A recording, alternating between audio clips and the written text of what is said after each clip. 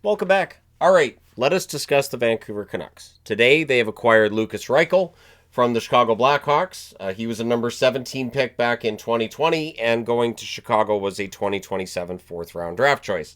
It is a small price to pay. Yes, it is a future asset, but it is a small price to pay for a player who's 23 years of age.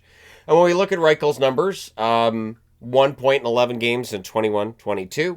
22-23, played 23 games, I should say, and 15 points that year. 23-24, 65 games and 16 points. 24-25, 70 games played, 22 points that season. And this year he's played 5 games and had 2 goals, 2 assists, 4 points. So where's Reichel going to fit into the Canucks lineup? Well, I grabbed this from Puckpedia. My guess is they're going to try Reichel down the middle. The thing with Reichel in the middle is he does have a career face-off mark of 40.5%. Got that directly from the NHL website.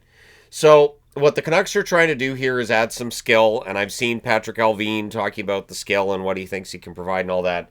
The thing is that every time the Canucks get a player, they have a very similar statement they'll put out on what they think that player can do and how excited they are for him. So I don't necessarily read that much into it. The Vancouver Canucks are very much a mediocre-looking team when you look at the forward group. I don't think that necessarily changes at all with Reichel being added. Now, if they start getting healthy again, that would help. But at this point in time, it seems like there's a new injury every game. So looking at their lineup, Kane, 3 assists in 8 games. I don't think he's produced the way that the Canucks would like. Pettersson continues to have his struggles. 4 points in 8 games, a goal and 3 assists. I'd really hoped that we'd see a bounce-back season from him. We have not. And the reality is that I don't know that we necessarily will. I hope so. He's still got the skill. And you see enough flashes of it in games to make you think, under the right circumstances. But the right circumstances for Pettersson right now might be in another city, but with his contract, it's not one you can buy out, and it's not one that can be traded either. So that's why I don't talk about trading him or waiving him, because they're stuck with him. And all right, so you try to fix what you're stuck with. Garland's had a really strong start to the season. 2 goals, 5 assists, 7 points in 8 games. DeBrusk's only got 1 goal in 8 games to go with his 2 assists. Sasson with 3 goals in 5 games. But I like Sasson, but he's not a second-line center at the National Hockey League level. Brock Besser, 3 goals in 6 games. No assists for him as of yet. Drew O'Connor, 1 assist in 8 games. He's a hard worker, but you don't get a lot of offense. Ratu with 1 assist in 6 games.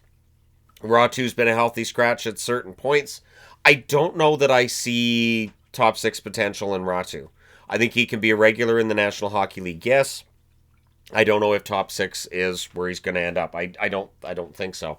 Kiefer Sherwood, 4 goals in 8 games. He's had a really strong start to the year. Amon's played 2 games since being called up. No points. And, of course, Linus Karlsson, 2 assists in the 5 games he's played. Baines has played 8 games. He's got 2 assists. With the acquisition of Reichel, that probably does bump Baines out of the lineup. LeBate's played 1 game since being called up. He's not an offensively minded player, so you don't expect points, and he didn't get a point in that game. Now, if you look at their injured reserve, this is where you can see the Canucks have some issues. So part of the reason this looks so anemic is because you've got Hedel and Bluger, both centers, and they're on the shelf. So that's 2 of your top 4 centers on the shelf. Lecker Mackey, skilled forward, should be on that 3rd line. He's on IR. And then on the blue line, you got Forbert as well as Brisebois and Wu, who I think have been on IR since the season started. So eventually they will be cleared to come back, and they'll probably both be thrown on waivers, if need be, to be sent down to Abbotsford. LTIR's Höglander. We were hoping for a big season from Höglander. So I would say of their planned top 6, Hedel would have been in the top 6, and you've got Höglander who would have been in the top 6. And even when healthy, I don't know that I look at this Canucks team and say, that's a playoff team. And that's the issue that I've had. I know there's a lot of fans in the fandom that want to see them back in the playoffs and believe they can get there. I don't see that with the forward group. Now, the blue line is very good, but Quinn Hughes now.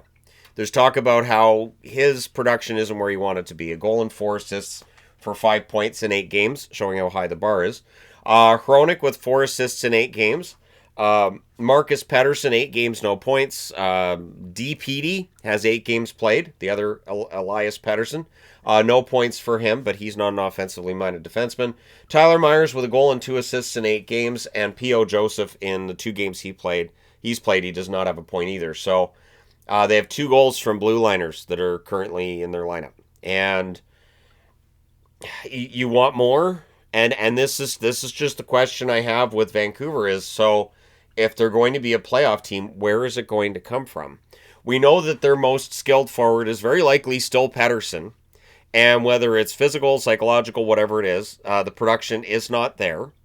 And you can see that Adam Foote doesn't have a whole lot of faith in him because 5-on-5, I saw that Pettersson was 6th amongst forwards in 5-on-5 ice time going into yesterday's game. So that tells me that Adam Foote doesn't necessarily have a whole lot of faith that Pettersson's going to go out there and do all the right things and he's going to help turn things around. Now in net, Demko's been fantastic. 3-2 with a .927 save percentage. Lankinen 1-2 with an .883 save percentage. Normally when I'm just talking about one team, I'll be talking about the future schedule and how things could go from here. With the Vancouver Canucks, I don't think that's necessary because we saw them on a road trip go in and beat Dallas. They beat Washington, and then they kind of laid an egg last night against Nashville. So you never know what you're going to get from these guys, and sometimes they play their best hockey against the teams they're not supposed to beat. And then they save their least best hockey for the teams that they should beat. And it is one of the things that can be very frustrating as a Canuck fan. The one thing that I would say is, as a fan of the team, I have not been upset when they lose this year. And that's telling, because there have been years where I do get upset when they lose. When they lose and I go, yeah, all right, that means that my brain's already decided they're probably not a playoff team anyways. And I don't look at this lineup and say, well, these guys could hang with the Oilers. We see what the Ducks are doing right now. The Ducks are rising, right? They're 4-2-1. They're looking good. We know the Kings are probably going to turn things around enough that they'll probably get ahead of the Canucks. The Canucks are 4-4 so far this year. The Kings are 3-3-2 through their first 8 games, and they seem to be trending in the right direction.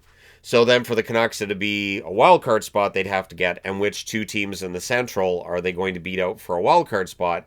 We already saw in a game between them and St. Louis earlier in the season that St. Louis looks like they're a better team than Vancouver, and I'm okay with that. I think what we're seeing right now in the market, like, I'm okay with them picking up Lukas Reichel. I'm okay with the 4th round draft pick going as well. I don't think that's awful. But Lukas Reichel is not going to change the fortunes of the Canucks. He may have a very good start, like being out of Chicago and finally having that behind him. He may have a really good, strong start with Vancouver, and that could be great. If he has a good, strong start and then Hedl jumps back in the lineup or Bluger's back in the lineup, maybe you're good. But for the Vancouver Canucks, how long have we been talking about them needing more help down the middle? Basically, since JT Miller was traded out of town, we've been hearing about them needing more help down the middle, which I always kind of felt bad for Hedl because Hedl can be a second-line center, but we know he's going to get hurt. We know that that's just part of the DNA of Hedl throughout his career is that injuries take place. So I don't have a lot of optimism with Vancouver at this point in time. I wish I could say that I did, but that's why I don't get upset. That's why I'm not up here yelling. And as for the idea that they need to move heaven and earth in order to make sure Quinn Hughes doesn't leave in 2027, anything that I've heard about Quinn Hughes is that he really enjoys it in Vancouver and he wants to stick around. But if he wants to leave, he's going to leave. And that's just the reality. It happens. And it happens all the time. But if you look at other teams around the league who've lost like big key players, as disastrous as it may look on the surface of it, if you have a good organization, if you're still developing good players, if you're not mortgaging your future for the present too much, you can absorb that loss. My concern for the Canucks is that maybe they do part with a first round draft pick at some point. Maybe, whether it's this year or next year to try to hold on to him and go out and get a player. But what the Canucks are looking for, ideally, is a second-line center who can score and take faceoffs And those just aren't available. This is why I haven't been reporting on all these trade discussions about the Vancouver Canucks and what they're going to do. Where are they getting these players? And the names that I see out there that are suggested either aren't going to fix the problem, and I'd rather that they don't send a first or a second round pick for somebody who's not going to fix the problem, or it's just not realistic that those players are headed to Vancouver. So Patrick Allvin's kind of up against it. There's been discussion about how safe his job is this year in Vancouver and whether or not there's a lot of pressure on him to get them into the playoffs. I think there is. And I don't have any inside information on that. I think there is pressure on Patrick Allvin to get this team back into the playoffs. But I don't know how realistic it is at this point in time because they don't have the forward depth. And their blue line is good. I think at times Canuck fans overrated a little bit. But their forward group, while they're hardworking, they just don't have a finisher. Besser's got 3 goals, sure. But just the 3 points in total. Sherwood's not going to score a goal every 2 games throughout the season. I'd love to be wrong about that and see a 40-goal season, but I don't think it's going to happen. So it's just a matter of, I don't know where those goals are going to come from. Evander Kane is not the same forward he was 10 years ago. And I will once again state that I thought bringing in Evander Kane was a mistake by the Canucks. And I haven't seen anything from Kane so far to tell me that bringing him in was a fantastic move by the Vancouver Canucks. And once again, I want to be wrong. I do. I want to be wrong. But what we've seen so far, this is just a team that it's not quite at that level. And I think that the biggest complaint I've had about the Canucks for 10 years, I mean, ever since this channel came into existence, one of my big complaints about the Canucks has been a plan. I want to see a plan. And when it was Jim Benning, the plan seemed to be we're going to trade our early 20s players for guys that are in their mid-20s because they're further along. See what we did there? And they mortgaged some future guys who turned out to be pretty good.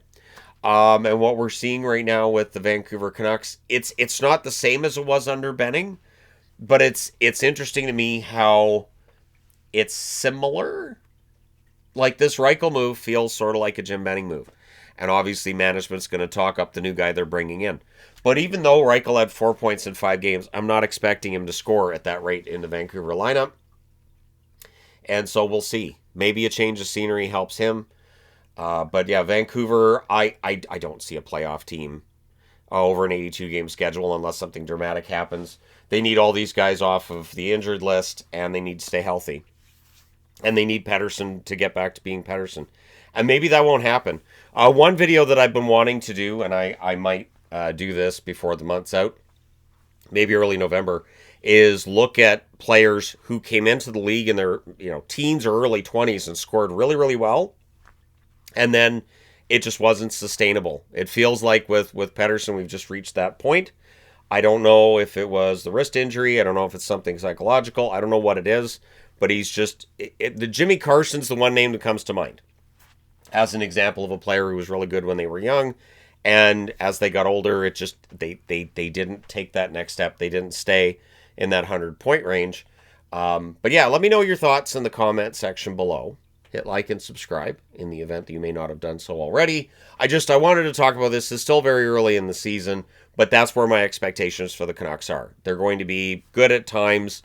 I don't anticipate them being bottom 5 in the National Hockey League, but I don't look at them right now and say this is the team that's going to be a playoff team when April rolls around. And I do have concerns that it's being managed as if they're going to be a playoff team. That's where we're just going to go back to the playoffs. Like it's just that easy without that plan. I've always wanted to see a multi-year plan with the Canucks, and we've never really seen that. So anyways, there you go. Let me know your thoughts. Hit like and subscribe in the event you may not have done so already. Thank you guys so much for all your support. It's greatly appreciated. I will talk to you again soon.